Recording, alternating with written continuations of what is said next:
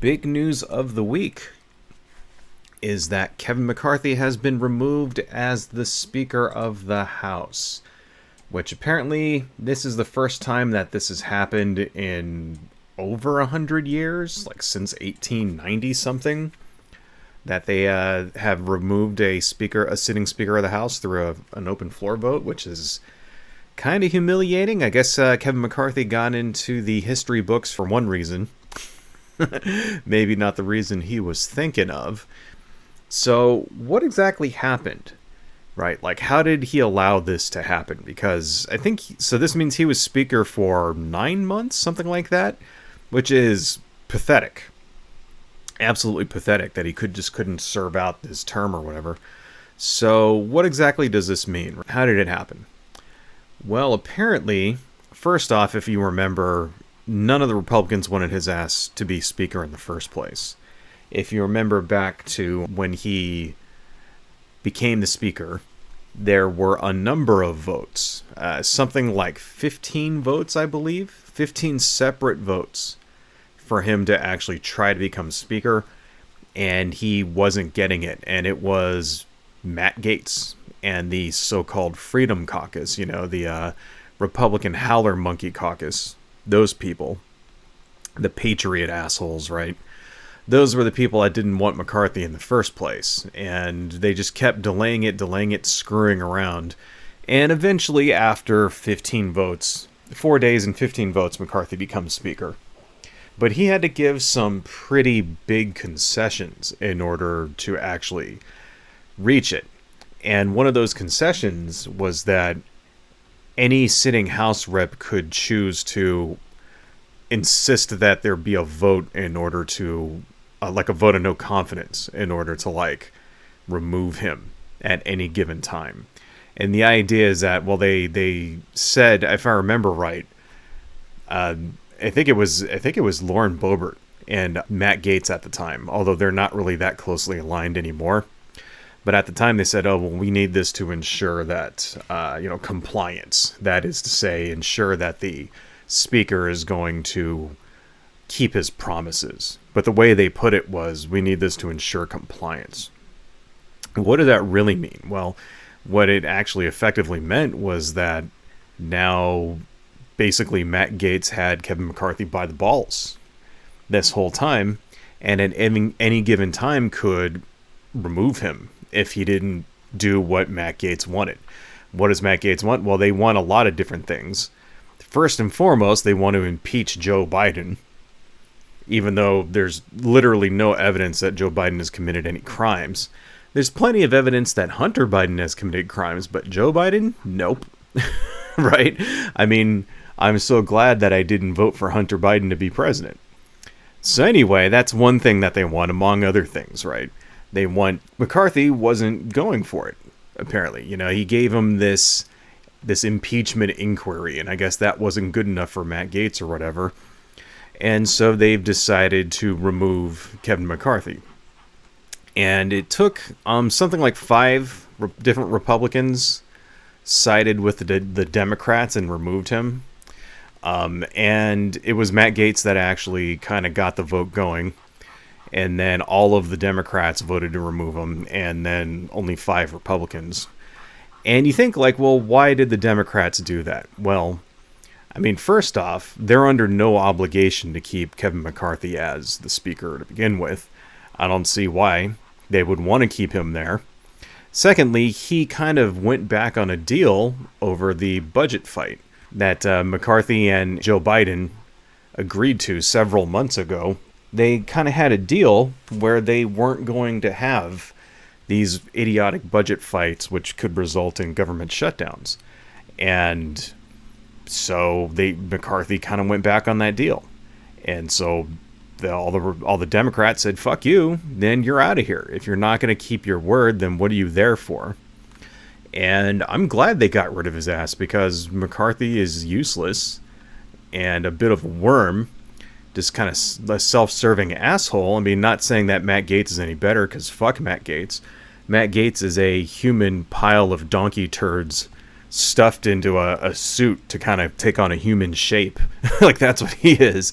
He's like a sentient, like, sentient puddle of fucking donkey jizz. That's Matt Gaetz. I have zero respect for Matt Gaetz.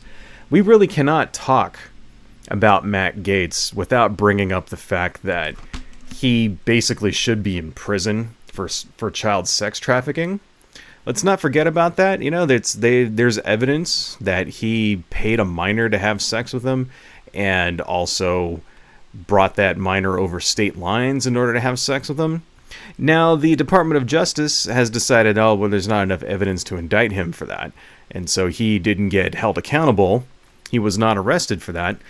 Apparently, there was plenty enough evidence to arrest his wingman. If you remember, his name was Joel Greenbaum. That guy just got 12 years in the slammer for the exact same child sex trafficking charges that Gaetz apparently didn't have enough evidence that he was engaged in, even though fucking this guy Greenbaum kind of turned and was working with the state, working with the prosecutors in order to get evidence and to put Matt Gaetz away, but I guess they just didn't happen. I mean, I guess that's what happens when you come from a rich and powerful, when you're a senator, or not a senator, but when you're a House rep and you come from like a rich and powerful and politically connected family. I guess that just means you get to get away with shit while the guy that you committed your crimes with actually goes to prison. But that's just me. So let's not forget Matt Gaetz is the worst kind of human sleaze there is. Why did he do it? Why did he oust McCarthy? Besides the fact that he probably just hates his fucking guts. Like, why did he do it? You know, I say probably. This is all speculation on my part. Well, Matt Gaetz has ambitions beyond his station and has his eyes on the governorship for Florida, which he's going to need it because his career as a lawmaker in Washington is essentially over. By doing what he did, he pretty much burned the Republican Party and burned his bridges with them. So chances are they're not going to give him any money to get reelected. So, but the rumor is he's got his eyes on the governorship after DeSantis vacates there. Either DeSantis becomes president or else he loses because he's like kind of crashing and burning now in the polls or whatever. So that's where Matt Gaetz wants to go. I somehow think Matt Gaetz has delusions of grandeur. I think Matt Gaetz thinks he's going to be president one day, which if that fucking happens, God help us all. But anyway, so that's why Matt Gaetz is doing it, because he is using this as an opportunity to fundraise. Now he's in front of all the cameras and everybody's talking about him and he's getting donations and all this other crap. So yeah, everybody please never forget that Matt Gaetz is a complete and total piece of shit. He's a traitor. You know, he's supporting the January 6th fucking insurrectionists and shit like that. So fuck Matt Gaetz. He should be in fucking prison as far as I'm fucking concerned. So anyway, he's scum. But that's what's going on there. So now we have an interim speaker, which I forgot the guy's name. I'm not going to bother looking him up now. But, you know, they will elect a new speaker here soon. And that brings us to our other little angle on this story. So you remember 2 days ago in my last video that I put up where I said there's a vicious rumor going around that Donald Trump may be elected the next Speaker of the House? Well, apparently that's not a rumor anymore. Apparently now someone has reached out to Donald Trump and Donald Trump has expressed interest in actually being the next Speaker of the House. Said that he would do it on an interim basis, maybe for up to 90 days or something like that until they can get a new speaker. I think that's fucking ridiculous. Now, if you remember last time when we talked about this was the rumor, okay? Because I've heard this branded about this sort of plan. The rumor is that they want to make Trump the Speaker of the House, and then they're going to impeach Joe Biden and Kamala Harris.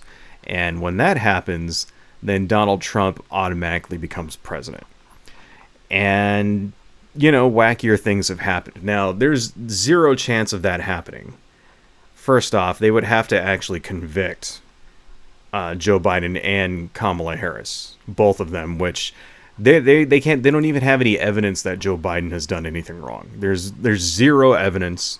if you've been following the impeachment inquiry, which I know no one has, because who cares? Because we know that there's no fucking evidence, and we know that there's no possible fucking way that they're going to convict. But if you have, by any chance, been following that, you'll see that everyone that comes up who's actually under oath says that there's zero evidence.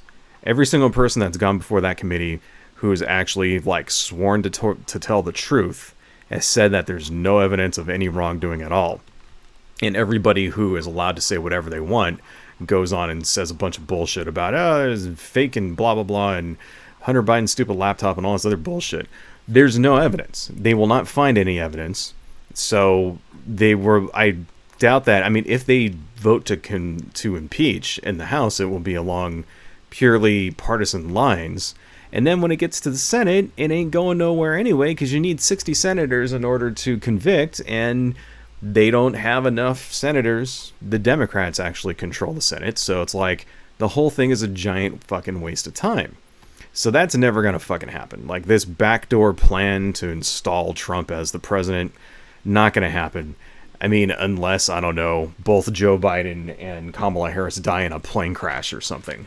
You know, I guess that's the only way that it'll happen. Somebody would have to assassinate them or something. Which is, you know, let's not give them any ideas here, right? So that's fucking bullshit. So that's the first thing. But the second thing, I don't even think Donald Trump really wants to be a Speaker of the House. I think first off, has anybody told him that being the Speaker of the House means that, you know, it's not going to keep you from going to prison? Does he understand that?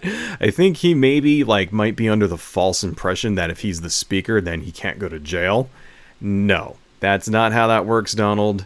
You will still go to prison when they find you guilty for one of the 97 or 91 fucking crimes you've been indicted for.